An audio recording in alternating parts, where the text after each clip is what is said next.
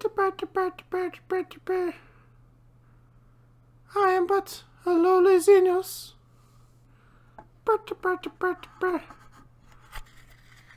Quick, after that Xenos filth!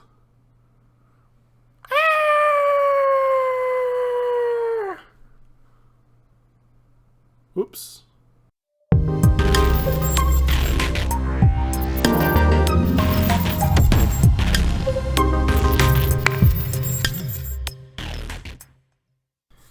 Hey there, Guardsmen. This is Captain Too Tall with Too Tall Wargames, and this is Bailey from Dankless Wargaming. Hey! Today we are coming at you with a Too Tall Projects episode, and today's topic, Bailey, is going to be killing versus holding objectives in game. Yeah. And I think we're going to try to take opposite stances. So, being the guest, why don't you go ahead first? All right, well, I'll go with holding objectives because for me, I'm a terrible dice roller, and having to rely on rolling dice to kill things is never a good idea for me. So I try and build lists and play a style where my dice can just go completely kaput on me, and I don't kill anything, but I can still score points and still have an edge in the game, whereas I might not any other way. And so therefore it's the idea of like playing towards the mission, playing to hold the center of the board. If there's objectives there, hiding in buildings, holding the objectives through the walls, things like that. I try and focus on because they're things that I can control every game because, you know, I can't control what my opponent is playing. It could be a horde of orcs, could be triple knights, it could be Eldar flyers, something like that. And I don't always have the tools to, to wipe them out or kill them all at once. In fact, I probably think it's probably impossible to do that, but I can always try and hold objectives. And that's something I always try and look forward to when I play. Okay. Yeah, that makes a lot of sense. Personally, I would agree with you, but I'm going to try to come at this from the other angle. And killing is actually very important. I've lost a few games where I tried to just hold the objectives and play the mission and just got stabbed off the table. And that's just the game we play nowadays. There's a lot of armies that can kind of do that. Right. I was playing against, basically it was a Forge World Custodes list. Ooh. Yeah, so this is actually a perfect example of killing versus holding objectives. Yeah. So I was playing my guard list, and at the time it was pure Talon. This is before Psychic Awakening happened. This at a tournament. We were on table 2. Table 1 was Brad Chester, who was, I think, ended up second at LVO. That's impressive. So table 1 was Brad Chester and Aaron Along, for anyone who knows those guys. Right. And table 2 was me, and my opponent, Ryan Snyder. I think he's a big deal with Custodes players. I don't know Custodes anything, but right. Very little. I painted a bunch of them. That's about it. Yeah, I saw he got like mentioned on like a couple articles for his like wacky Custodes list. It is wacky. Right. I don't know if he plays it right now, but it was crazy. So he had that big like Ares plane, Forge World plane, and he had 3 of the grav tanks. But he wasn't using their normal, like, 8-shot gun or 12-shot gun or whatever it is. Okay. He was using the other one that no one takes because it has 2 modes. It has, like, the anti-horde mode, and it has the I hate tanks mode. And then he had... Utilitarian. Yeah, and so he also had 3, like, the little tiny grav ships. He had 2 Forge World Dreadnoughts. And then he had 2 captains on bike, I think. That was his entire list. Ooh, that's pretty scary. Yeah, and I'm like, okay, well, I have 90 guardsmen, and I have, I think at that time, I had 12 tanks. So I was like... So scary. Yeah. Well, yeah. So you can see how I was 4-0 at that point, because people were like, oh, do I shoot the guardsmen or do I shoot the tanks? Well, his answer was yes. So he ended up shooting both. Right, he shot the guardsmen and the tanks because he had enough firepower to do it, and it's hard to hold objectives when everybody's dead. Yeah, pretty much. And that was kind of his strategy coming into it. It was a close game, but it basically ended the first three turns of the game. I was ahead by a decent amount, and then the last three turns he started gaining and getting ahead Right. because he had killed off pretty much my whole army at that point. Especially since all of those weapons that I talked about that can switch Yeah. reroll wounds against tanks. Oh, So no. all of his stuff hits on twos, Yeah. rerolls because he has captains, Mm-hmm. and then rerolls wounds. And they're already strength like 9, and even my tough tanks are T8. Yeah. Yeah. Oh, that's just nasty. Yeah, so into like Space Marines and into things like my list, that was just terrible to get into. And the thing about the flyer is that it's actually, I noticed the stand is actually even taller than like a normal Games Workshop flyer stand, Oh, so it just can by a little see. bit. It saw over everything. I hit all my tanks turn one, and I actually blew up a couple of his things. But and since I was playing Talon, I could like back them up behind cover. Didn't Right. matter. His Harry's gunship came over and just shot my tank commander's turn one and killed him. I was like, okay, well, this is how this game is gonna go. Yeah.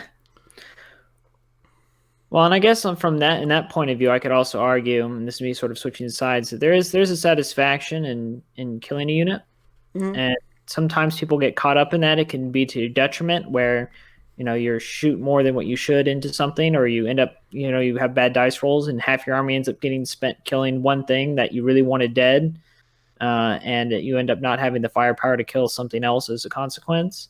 And I Right. also know that killing sometimes, if you kill off an enemy's important unit, you can puts them on a back foot, and then they're playing catch up the rest of the game. All right, and I understand that. I'm trying to say it the nicest way because like you don't want to intentionally go out of your way to like throw people off their game, just because you're trying to win, you're trying to be mean about it. But if you're like you were saying, you have those conversations before the games. You're like, okay, like I've played your army before. I know your most powerful units are this, this, and this. So just so you know, like I'm probably going to go after them as fast as I possibly can. Right.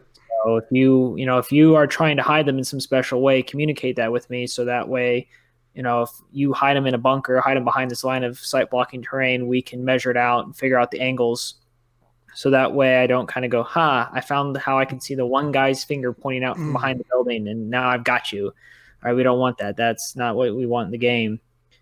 So, but that's one of the reasons why, because with killing, you can really throw somebody off their game if something dies and they're not expecting it to. Yeah, I actually get that a lot with my guard army. I try to kind of do kill and hold objectives, but especially with the I guess buffs to demolisher cannons. Right. Um, I have played against guys who actually like are good players, um, and I've killed upwards of 1,000 points of their army turn one, and it's Right. just like, Cannons. yeah, and they're like, well, what's gonna happen now? You know, Right. um, granted, I think two of those games were against Chaos Knights, which guard do extremely well against. Yeah. Um, but yeah, killing definitely has a good place. I know holding objectives is super important, but if your opponent kills everything you can hold objectives with, then Yeah. you can't do that. Right. I can understand that. But then again, this is something we had mentioned on a previous video too. I also like the idea that when you're trying to hold objectives, I feel like you interact more with the board, the actual terrain, the physical shape of the board itself, because you're trying Mm, to find places where you can hide and you can still hold objectives but not be targeted. So there's a lot more, I feel like there's more interaction with the table, which makes the table more important. And I feel like, and then it's not that you can't do that when you're killing, because similarly, if you're trying to get lines of fire or you're trying to hide behind things to charge out from behind them, right, the board matters then. But I feel like I spend an awful lot of time with Space Marine scouts hiding them in buildings where they're more than an inch away from the walls, but within 3 inches of objectives on the other side of the wall of the building. So that way they can't be charged, but they still hold the objective. And therefore, since they're in a building, they can't be shot either based on the ITC terrain rules. oh yeah. And going into some matchups, I think you're going to know that you just can't kill X, Y, and Z in your opponent's army. Right. I kind of went into my last game at the last GT I went to. Oh God, it's been a couple months now. Thanks, coronavirus. Yeah. Went to a GT called Cag Bash, about 50 people there. Yeah. We were playing on, I think, table 3 last game. Unfortunately, I already had my loss for the tournament, but I had enough points that I ended up playing somebody who was 4-0, and that person was playing Iron Hands. It was post-nerf, but that Leviathan Dreadnought is still no joke. Yeah. And I went into the game with the expectation of I wasn't going to kill that thing. Yeah. Which is exactly what happened. But the scary part really in that army is you have this almost unkillable Dreadnought. Right. That is surrounded by things that you want to kill but can't, like the 2 Chaplain Dreads. Right. Stuff like that. The characters are all pretty scary. So basically my thought process going into that was, okay, if I can kill all of his intercessors and just control the board and hold objectives, I can win the game. And yeah, that's what I ended up doing. Was basically about, I think, 300 points of my army did virtually nothing the entire game. But what they did do was hold objectives in his field because I had Scions. And they were loaded up with plasmas and hotshot volley guns and all that. But, but they killed 2 intercessor squads and then just sat in his backfield the entire game behind a building on an objective. And yeah, that's 300 points of my army not shooting. But if they came out to shoot, then they would have just gotten blown up. So right.